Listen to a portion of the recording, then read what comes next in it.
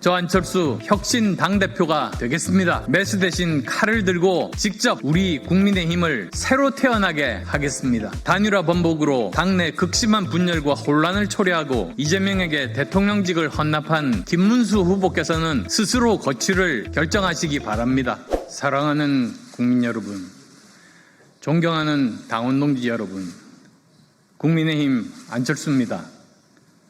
오늘 저는 결연한 각오로 이 자리에 섰습니다. 윤석열 전 대통령의 비상계엄은 헌법재판소에서 만장일치로 판결된 반헌법적, 반민주적 행위였습니다. 보수의 핵심 가치 중 가장 중요한 것이 법치주의라는 점에서 진정한 보수주의자라면 이를 따라야 합니다. 우리는 이 불법 계엄 시도에 대해 더욱 통렬히 반성해야 합니다. 국민께서 용서하실 때까지 진심으로 사과하고 무한 책임의 자세로 임해야 합니다. 저 안철수 이 자리를 빌려 국민의힘 의원의 한 사람으로서 다시 한번 국민 여러분께 깊이 사과드립니다.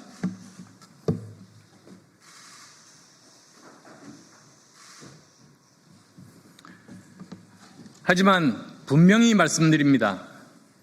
우리 국민의힘은 내란 정당이 아닙니다. 저 안철수는 누구보다 단호하게 불법 계엄에 반대해 왔습니다.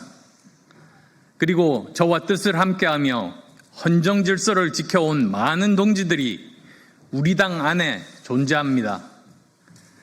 그럼에도 민주당은 국민의힘 전체를 내란 정당으로 낙인 찍고 있습니다. 이에 저는 묻습니다. 전 정부에서 자행된 무려 30번의 탄핵, 이재명 방탄을 위한 입법 폭주, 국정마비와 민생 파탄, 이 혼란의 책임은 누가 져야 합니까? 헌법재판소조차 윤석열 전 대통령의 파면을 결정하면서 민주당이 국민을 외면하고 이재명 개인만을 위한 정치를 해왔다고 지적했지 않습니까? 저 안철수, 이재명 정권에 분명히 경고합니다.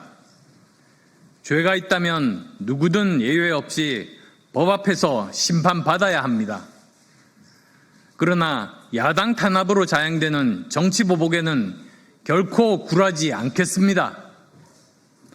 만약 이재명 민주당이 내란법으로 정당 해산을 추진한다면 누구보다도 저 안철수가 제일 앞에 서서 막겠습니다. 절대 권력 이재명 정권과 맞설 수 있는 떳떳한 단 한 사람, 바로 저 안철수입니다. 그리고 보수가 분열되는 것은 이재명 민주당만 좋아할 일입니다. 지금은 보수의 통합이 절실합니다. 사랑하는 국민 여러분, 존경하는 당원 동지 여러분, 제가 오늘 이 자리에 선 이유는 우리 국민의힘을 근본부터 완전히 새롭게 바뀌기 위한 혁신안의 요지를 말씀드리기 위함입니다. 저는 혁신위원장직을 거부했습니다. 비상대책위원회에서 의결하지 않으면 아무것도 바꿀 수 없기 때문입니다. 저 안철수 혁신 당대표가 되겠습니다. 매수 대신 칼을 들고 직접 우리 국민의힘을 새로 태어나게 하겠습니다. 지금부터 국민의힘 혁신을 위한 2대 원칙과 5대 과제를 말씀드리겠습니다. 혁신의 2대 원칙은 첫째, 윤석열 전 대통령 부부와의 단절입니다. 이들과의 완전한 단절 없이는 보수의 가치는 결코 회복될 수 없습니다. 둘째, 극단 세력과의 단절입니다.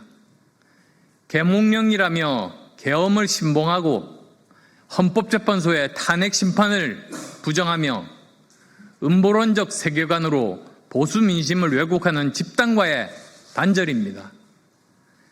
대신에 국민의 삶의 현장에서 발굴한 의제와 자발적인 생활 정치로 광장 정치를 재구성하겠습니다.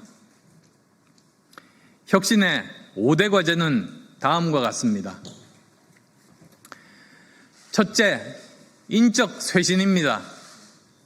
당무감사로 지목된 2분과 스스로 조사를 자청한 1분도 윤리위원회 처분을 받는 것이 마땅합니다. 특히 단일화 번복으로 당내 극심한 분열과 혼란을 초래하고 이재명에게 대통령직을 헌납한 김문수 후보께서는 스스로 거취를 결정하시기 바랍니다.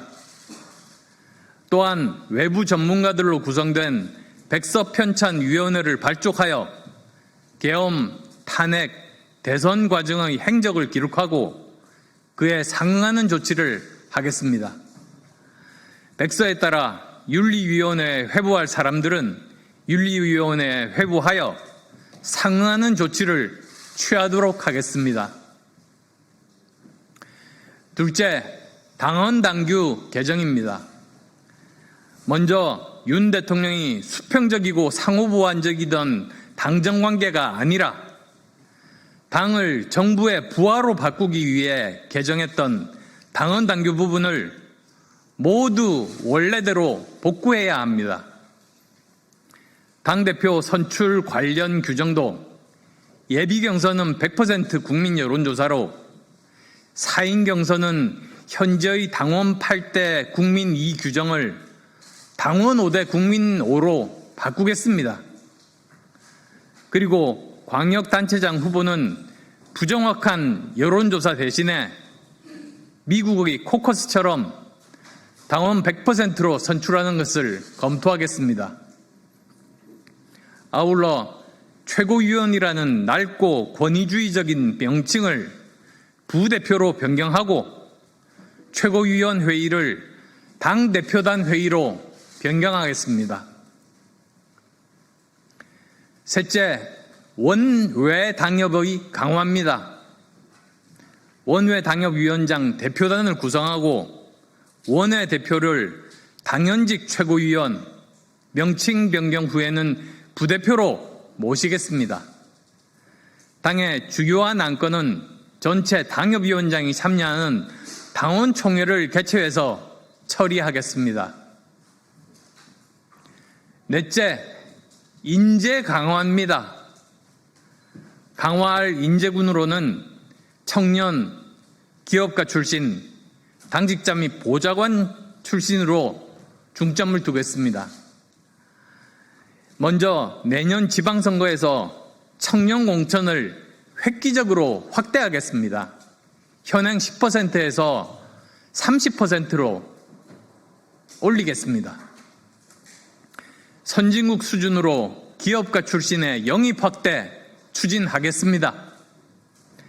또한 당직자와 보좌진 중 뜻이 있는 사람들을 지방선거부터 적극적으로 공천하도록 하겠습니다. 그리고 당직자가 공천되면 그 자리에 여의도 연구원 역량을 강화할 수 있는 전문가를 영입하겠습니다.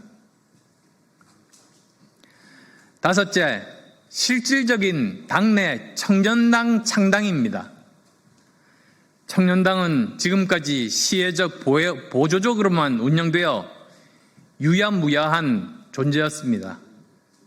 실질적으로 활동을 할 수 있는 청년당을 창당하고 독자적인 청년 전당대회를 열겠습니다. 청년당 대표가 4인의 청년 부대표와 함께 청년당을 운영할 수 있도록 해서 청년정치의 새 장을 열겠습니다.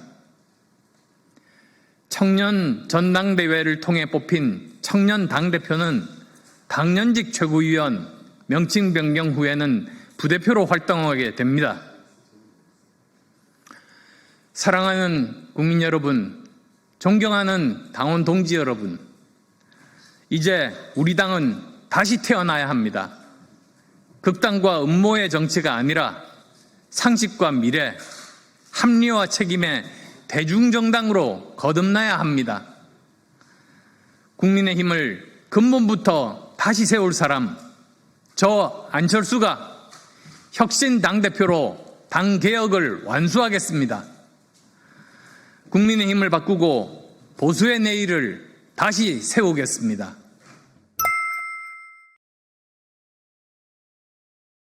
이번 소식도 유익하셨나요? 매일신문 구독하기로 더 신속하고 정확한 정보를 받아보실 수 있습니다.